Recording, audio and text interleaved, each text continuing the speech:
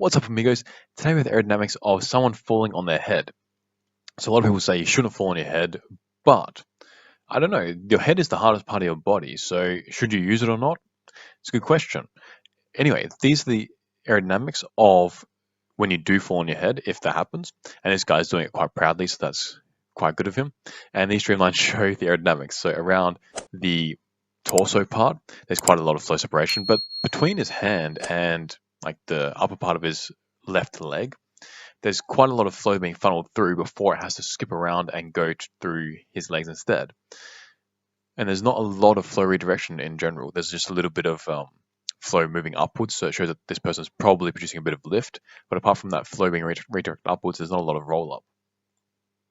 And this is the Y plane going through the guy, showing the U magnitude. Interestingly, around both the shoulders, not only the left one but the right one, because the ground is right where his head is, there's flow being squished around there, so it has to accelerate to get through. So you see this local maxima in velocity goes well above 27 meters per second instead of the free stream velocity of 20 meters per second. Interestingly, through the legs, there's also a little bit of flow acceleration. That's probably because the flow that's going along his back has to escape through the legs. So there's all this air being channeled in there, and it has to accelerate in order to get through. And obviously, there's some flow moving upwards as well to accommodate that.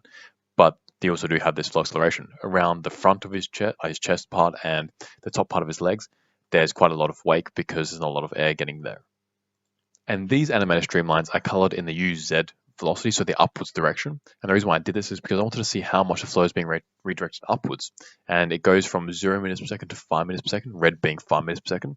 And you can see that there is a lot of flow, particularly in the bottom half of this simulation, that is moving upwards and quite violently as well, I would say.